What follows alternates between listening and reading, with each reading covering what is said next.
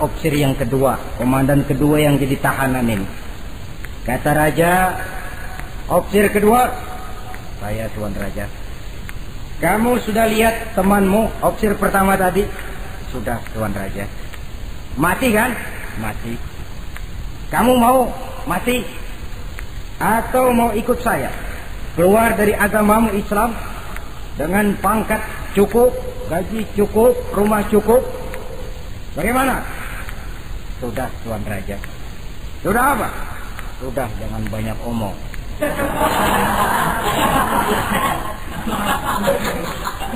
Maksud kamu bagaimana? Saya sudah tidak sabar pengen nyusul teman saya yang barusan Tuan Raja.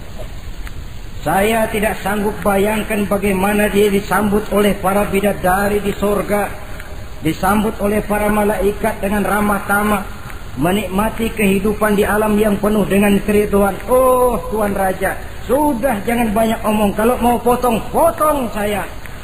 Kata Raja, ini gilaan lagi dari yang tadi.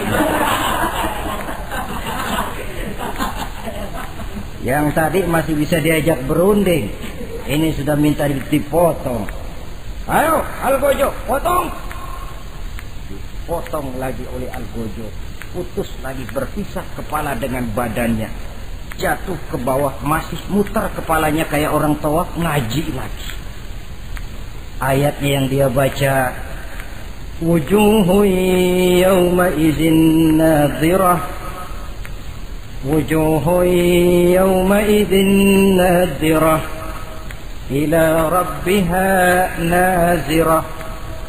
Wajah mereka pada hari itu berseri-seri, kepada Tuhannya mereka memandang, matanya terpejam dengan rapat, bibirnya senyum menghadap Allah.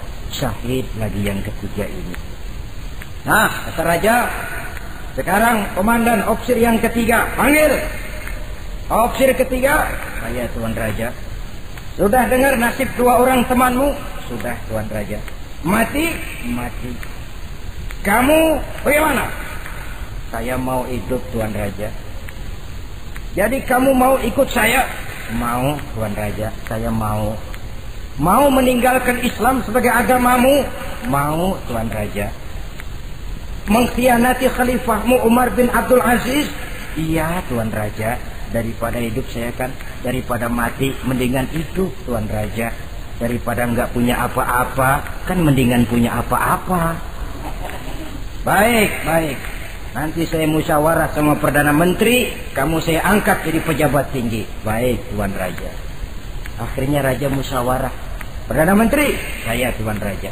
Ini opsir ketiga baik ini, mau ikut kita keluar dari Islam. Kita angkat jadi apa dia? Itu sih urusan Tuan soal angkat mengangkat. Cuman saya pikir-pikir kok aneh Tuan Raja. Aneh bagaimana?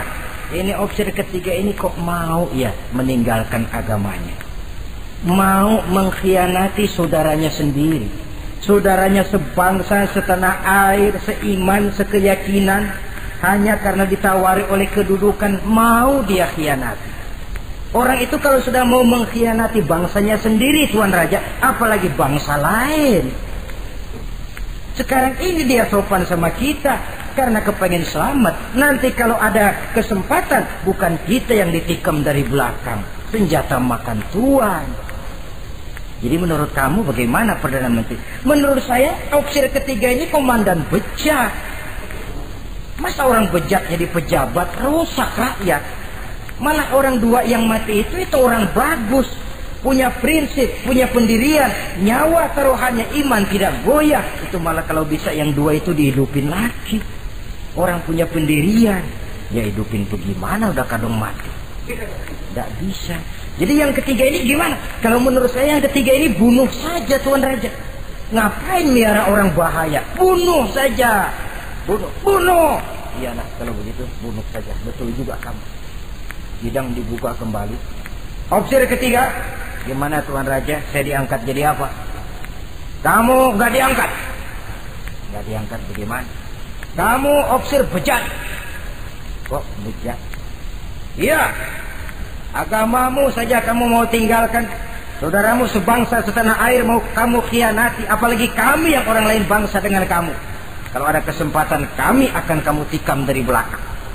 Jadi saya gimana? Kamu dibunuh. Bunuh. Tuan Raja, bunuh.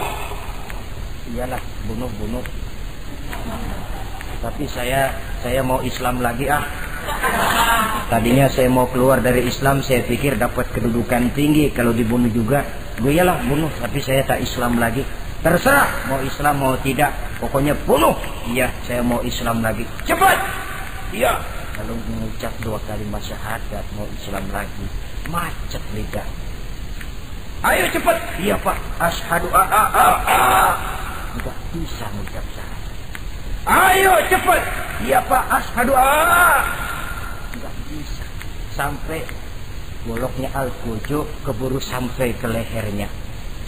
Putus leher itu, pisah kepala dengan badan, jatuh kepalanya ke bawah. Dia bekas orang Islam, masih bisa ngaji juga, cuman ayat yang dibacanya lain sama yang dibaca 2 temannya tadi. Ayat yang dia baca begini, afaman haqqat alaihi kalimatul azab afa anta tunkizu man finnar. Orang yang sudah memang akan mendapat vonis azab di neraka, bisakah kamu menyelamatkan mereka dari azab yang sangat pedih? Bertahun-tahun dia berjuang untuk Islam di bawah kepemimpinan Umar bin Abdul Aziz dengan niat li'la'i kalimatillah. Tapi di akhir perjuangannya dia tergoda oleh harta dan kedudukan. Dia keluar dari Islam, dan dikala itu ajal datang merenggut nyawa, dia mendapat su'ul khatimah, matinya ke dalam neraka. Na'udzubillah min dzalik. Ini termasuk lemah iman, saudara-saudara, dan itu penyakit yang bahaya. Biar lemah ekonomi, biar lemah pendidikan, kalau iman kuat, insya Allah masih ketolong. Tapi biar ekonomi kuat, pendidikan kuat, iman lemah, malah yang kuat tadi akan menghancurkan nilai iman yang lemah itu tadi. Disinilah mabda'nya, berlindung kita kepada Allah dari lemah hati, lemah iman, lemah akidah. Baik, penyakit rohani yang ketiga, wa a'udzubika minal kasal. Aku berlindung kepadamu ya Allah daripada sifat penyakit malas. Malas adalah penyakit batin. Santai perlu, refreshing perlu. Tapi kalau tiap hari santai, apakah kita akan jadi generasi santai? Dan persoalan apa yang bisa kita selesaikan dengan posisi santai? An-Nisa ayat 95 menegaskan, la yastabil qa'iduna minal mu'minina ghaira ulid darari wal mujahiduna fi sabilillah. Orang-orang yang berjuang di jalan Allah tidak sama nasibnya dengan orang yang duduk saja gelenggam, gelohom, ayam-ayam tanpa ada uzur darurat, yang hanya menunggu keajaiban yang turun dari langit, menghitung bintang bertebaran di atas cakrawala. Tidak akan sama orang yang berjuang di jalan Allah dengan yang duduk gelohom, ayam-ayam, gelenggam, menikmati apa yang ada tanpa berpikir meningkatkannya ke arah yang lebih baik. Ma'asyiral muslimin rahimakumullah, malas berusaha, malas beribadah adalah penyakit rohani yang ditiupkan oleh iblis ke dalam diri sanubari kita. Makin tinggi nilai iman, makin berat bisikan kemalasan itu. Namun kalau kita bentengi dengan bahwa malas kita hari ini akan membawa penyesalan bukan besok, bukan lusa, bukan minggu depan, bukan pula bulan depan, tapi barangkali tahun depan, 5-10 tahun yang akan datang, untuk masa depan yang lebih depan di alam kubur, di alam akhirat. Akibat penyesalan di dunia akan terasa di sana nantinya. Allah telah memberikan hidup. Dalam hidup kita diberikan energi, daya dan kekuatan. Manfaatkan daya dan kekuatan itu untuk berusaha dan bekerja. Allah tidak suka kepada orang yang malas berpangku-pangku tangan menunggu keajaiban dari langit sambil berleha-leha. Allah suka kepada orang yang bekerja keras, karena seluruh rasul bekerja keras, seluruh para nabi bekerja keras. Saudara-saudara, hanya istana yang ditegakkan dalam khayalan saja yang bisa dijangkau dengan bermalas dan bersantai-santai. Tapi istana dalam wujud kenyataan hanya bisa dicapai dengan kerja keras dan semangat menghadapi kehidupan. Yang kelima, wa a'udzubika minal jubn. Kami berlindung kepadamu ya Allah daripada sifat takut. Saudara-saudara, setiap orang terlahir membawa fitrah. Fitrah itu juga bisa berupa sifat. Tiap orang punya sifat takut, tiap orang punya sifat berani. Lingkungan, pendidikan, pergaulan menumbuhkan mana yang lebih subur. Kalau takutnya lebih subur, dia akan jadi penakut. Kalau beraninya lebih subur, dia akan jadi pemberani. Masalahnya sekarang kapan kita harus berani, kapan kita mesti takut. Kan itu saja. Bahwa semua orang punya sifat berani, sebagaimana semua orang punya sifat takut, itu real. Tapi kapan kita harus berani, kapan kita harus takut. Agaknya surah An-Nisa ayat 77 cukup menjadi sindiran. Falamma kutiba alaihimul qitalu idza fariqum minhum yakhshawna an-nasa ka khasyatillahi aw ashaddu khasyah. Manakala diwajibkan kepada mereka berjuang, maka sebagian daripada mereka takut kepada manusia seperti mereka takut kepada Allah, bahkan lebih takut kepada manusia daripada takut kepada Allah. Ini kan takut yang tidak beralasan. Tengoklah zaman sekarang. Mereka yang menebarkan maksiat punya keberanian. Mereka yang bergelimang di lumpur dosa punya keberanian. Mereka yang melakukan penyelewengan dan menyesatkan manusia punya keberanian. Kenapa kita yang punya niat menegakkan kebenaran, membela yang hak, menjalankan sesuatu yang kita yakini sebagai benar, kadang-kadang dihantui oleh perasaan takut? Takut semacam ini yang jadi penyakit rohani. Mereka berani terang-terangan membuka judi. Mereka berani terang-terangan di tengah jalan umum membuka botol minum-minuman keras dan mabuk sempoyongan. Mereka berani terang-terangan di tempat ramai merampok dan menodong. Mereka berani korupsi, memakan uang yang bukan haknya. Mereka berani untuk sesuatu yang sesat dan menyesatkan. Kenapa kita tiba-tiba di hadapan sesuatu yang kita yakini benarnya kita jadi lemah? Kita jadi takut, lebih takut kepada manusia daripada kepada Allah. Padahal terkena kita penjara manusia paling banter seumur hidup kita. Tapi penjara Allah, nerakanya Allah, azabnya Allah, bukankah sesuatu yang mestinya harus paling kita takuti? Oleh sebab itu terutama generasi muda, bangkitlah. Tegakkan yang ma'ruf, hancurkan yang munkar sesuai dengan kemampuanmu. Dengan cara yang bijaksana tentunya. Tidak dengan cara yang frontal. Tapi yang saya maksud, kalau mereka yang berdiri di kubu kemunkaran punya keberanian. Kenapa? Kenapa kita yang berdiri di atas yang hak dan benar kadang ragu kalau kita tidak takut sama sekali? Saudara-saudara kaum muslimin rahimakumullah. Oleh karenanya kita takut, memang takut kalau harus melanggar perintah Allah. Kita harus berani pada saat kita merasa melaksanakan apa yang diperintahkan Allah. Berani terhadap melaksanakan perintahnya, takut kalau sampai melaksanakan larangannya. Jadi ada waktunya kita berani, ada waktunya kita takut. Dengan demikian, sifat penakut ini menjadi handicap, menjadi penghalang yang menghalangi kita daripada kemajuan dan kemajuan. Iya, Islam sih Islam, Pak. Tapi kalau nanti saya dipecat, anak saya makan apa, Pak? Islam sih Islam, Pak. Tapi ini risikonya, Pak. Bukankah Nabi sendiri pernah memang memperingatkan?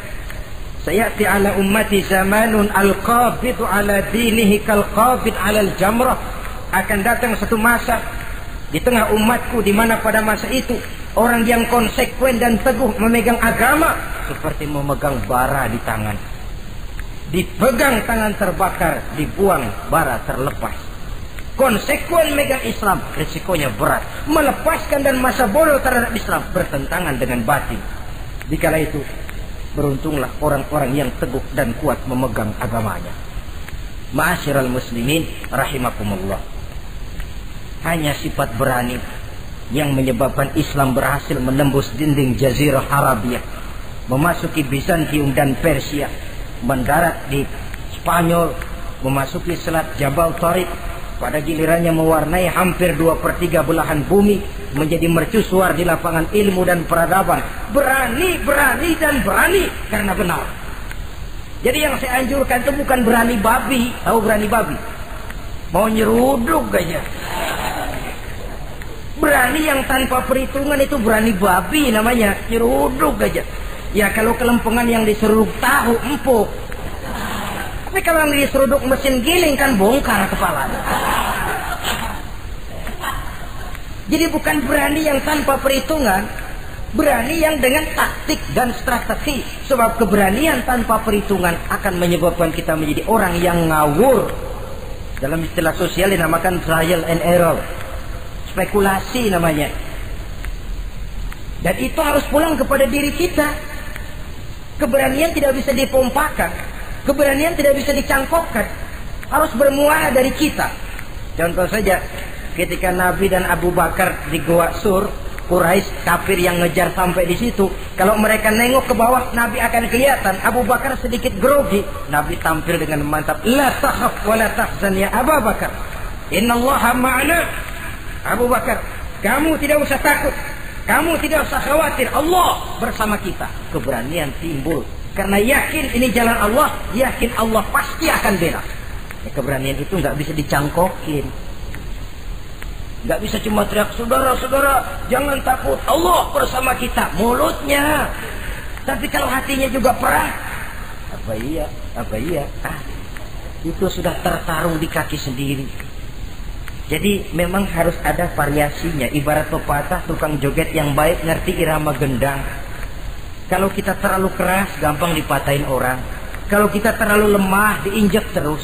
Mestinya tahu kapan mesti keras, tahu kapan mesti lemah lembut. Saudara hadirin yang saya muliakan, baiklah ya, itu penyakit yang kelima. Penyakit yang keenam, wa a'udzubika minal bukhl. Kami berlindung kepadamu ya Allah daripada sifat bukhl, pelit bin kikir alias medit. Ini penyakit rohani. Kenapa seorang bisa kikir? Karena dia tidak sadar. Pokoknya duit saya ya keringat saya. Dia tidak sadar bahwa itu amanah. Dia tidak sadar bahwa dia kadang-kadang diberikan kehormatan oleh Allah untuk menjadi keran yang menyampaikan rezeki kepada orang lain. Rezeki dia cuma lewat tangan saya. Orang bakti yang gak punya pikiran begitu. Yang ada yang di kantong saya, keringat saya, sama orang lain kagak ada urusan. Kalau dia sadar rezeki saya cuma lewat tangan, rezeki dia cuma lewat tangan saya, dia berfungsi sebagai keran, rasa bakhil itu tidak perlu ada. Yang kedua, orang bisa bakhil karena jama'a mala wa addada. Suka ngumpul-ngumpulin harta lalu ngitung-ngitung. Ngitung. Orang kalau terlalu ngitung kan yang ada kurang melulu. Kebangetan ngitung melulu. Aduh, 10.000. Kalau 15.000 aja enak aturnya. Dapat 15.000, tanggung dikit lagi. Kalau 20 aja cukup dan nih. Yang nggak pernah cukup sesungguhnya. Jama'a malan wa addada. Kalau sudah kesina, dia akan sampai kepada yahsabu anna malahu akhlada. Dia akan menyangka bahwa harta itulah yang bisa mengekalkan dia. Ya, mengekalkan kebahagiaannya, ya mengekalkan keluarganya, ya mengekalkan umurnya, ya mengekalkan kehidupannya, sampai kepada tahapan keliru. Kalau sudah begitu, berat pisah sama harta. Duitnya 100.000, hilang 1.000. Yang hilang doang tuh yang dia pikirin. Yang masih ada yang 99.000 dia nggak ingat. Waduh, mati gua. Ngapa? Duit 1.000 hilang, mati. Mati. Padahal yang ada ketimbang yang hilang masih lebih banyak yang ada. Hilang itu yang 99, yang 1.000 yang dia ingat. Hilang 1.000, mati gue udah. Mati gitu. Kalau datang orang gantiin, lo jangan sedih dah nih digantiin 1.000. Bikin kenceng nangis nih. Kenapa nangis?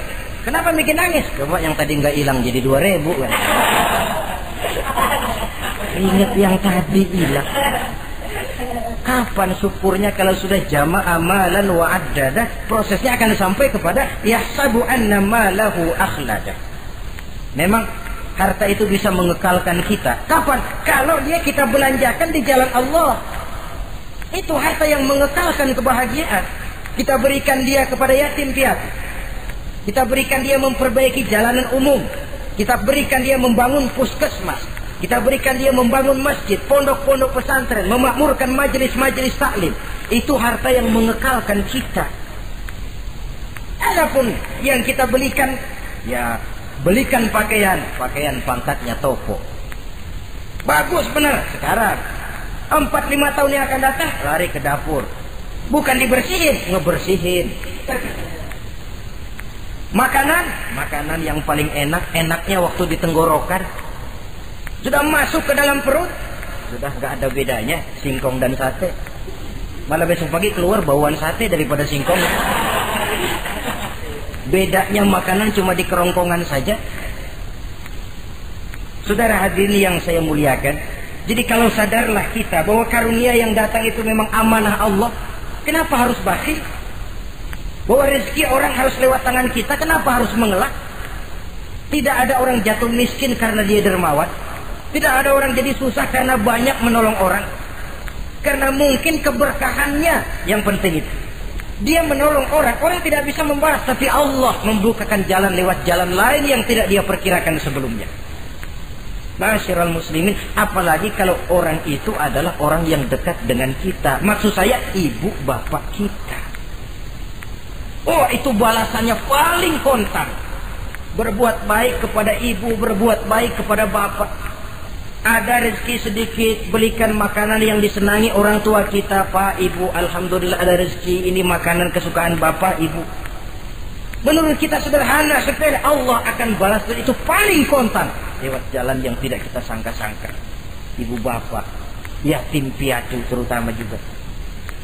Saudara kaum muslimin rahimakumullah. Oleh karenanya, sekali lagi tidak ada orang jadi kaya karena dia kikir, pelit. Kenapa sih tuh orang jadi miliuner? Oh, dia dari muda pelit banget. Tidak ada. Dan tidak ada orang jatuh bangkrut karena rajin sedekah. Kata Nabi, inna shadaqatal mar'il muslim tazidu fil umri wa tadfa'u mitatas su'i. Sesungguhnya sedekahnya seorang muslim bisa menambah panjang umur dan menyelamatkan orang dari mati secara su'ul khatimah.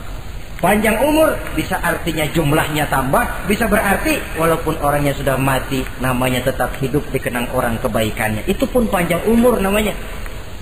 Namanya tidak hancur walaupun jasadnya hancur, masuk ke dalam tanah dimakan oleh cacing tanah. Namanya akan hidup terus, bahkan ditulis dengan tinta emas dalam sejarah. Bakhil, pelit adalah penyakit batin. Dokternya agama dan kemauan diri merubahnya dengan sadar bahwa karunia adalah amanah. Ini penyakit bakhil nggak bisa ke rumah sakit, ke rumah dokter medis. Dokter, saya punya penyakit pelit, bagaimana ngobatinya? Suntik. Tidak bisa. Suntiknya adalah agama, saudara-saudara. Yang ketujuh, wa min ghalabatid dain, inti doa. Saya berlindung kepadamu ya Allah, jangan sampai ada perasaan dililit utang. Bahwa kita hidup tutup lubang, gali lubang itu biasa. Tapi kalau gali terus nggak pernah nutup, ini mau kejeblos namanya.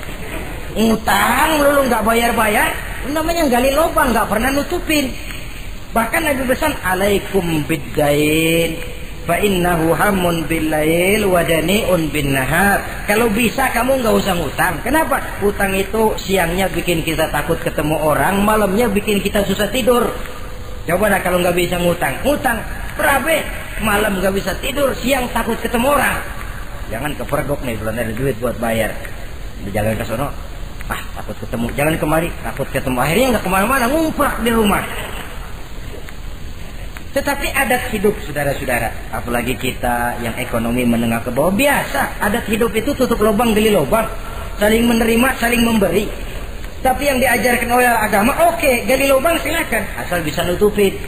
Kalau tiap hari gali lubang dulu, kan kejeblos akhirnya. Oleh karena itu, apalagi hutang ini menyangkut hukukul adami, hak manusiawi. Itu di akhirat nanti ya, taubatnya lebih sulit. Kalau saudara dosa kepada Allah, taubatnya cuma 3 syaratnya. Nyesel, berjanji tidak akan ngulangi, meninggalkan perbuatan jahat. Tapi kalau menyangkut hak manusia, syarat taubatnya 4. Saudara mencuri sendal, syarat taubatnya nyesel, berjanji tidak akan mengulangi lagi, meninggalkan perbuatan mencuri, lalu yang keempat, sendal orang pulangin. Atau minta maaf dan minta ridho dari yang bersangkutan. Sebab ini menyangkut hukukul adami, hak manusiawi. Nggak bisa saudara nyolong sendal, taubat langsung kepada Allah, taubat Tuhan, nggak lagi-lagi nyolong sendal. Tapi sendal orang dibekap terus. Ya belum. Nah, termasuk masalah hutang ini. Ma'asyiral muslimin rahimakumullah. Jadi silahkan gali lubang, asal ada kemungkinan untuk nutup. Dan pada saat kesempatan untuk nutup datang, tutup dulu supaya besok bila bisa gali lagi. Jadi kita kadang-kadang kalau ngutang begitu datang rezeki aja giliran mau bayar, rasanya kan berat. Masih ada keperluan lain. Datang yang lagi anu aja bang, tar. Datang lagi, sok. Datang lagi, tar. Datang lagi, sok. Kalau tar sok saja, nembak terus, ya kapan-kapan mau kita bisa tutup itu lubang. Ma'asyiral muslimin rahimakumullah. Yang terakhir, penyakit batin, waqah rijal. Kami berlindung kepada-Mu ya Allah, jangan sampai kami hidup di bawah bayang-bayang orang lain. Jangan sampai kami hidup di bawah pengaruh orang lain, hidup disetir orang lain. Badan merdeka tapi jiwa budak. Badan merdeka tapi mental budak. Kita hidup jadi robot. Kemana saja yang nyetel arahkan, ke situ kita berangkat. Hidup tanpa prinsip. Qahri rijal. Hidup jadi bayang-bayang bagi orang lain. Alangkah tidak nikmatnya. Kehilangan kepribadian, tidak punya sikap mandiri. Itu pun penyakit rohani. Karena pada akhirnya nilai kita ditentukan oleh kepribadian kita. Kebesaran tidak bisa dengan nyempeng kepada orang lain. Kekayaan tidak bisa dengan mengakui leluhur. Pribadi kita, sepanjang kita masih hidup di bawah bayang-bayang orang lain, sepanjang itu kita tidak akan pernah punya kepribadian. Dan bila kita tidak punya kepribadian, maka orang tidak akan pernah mencatat kita dalam kehidupan ini. Nah, inilah pertemuan kita yang singkat. Mudah-mudahan ada manfaatnya. Terima kasih dan mohon maaf. Wassalamualaikum warahmatullahi wabarakatuh.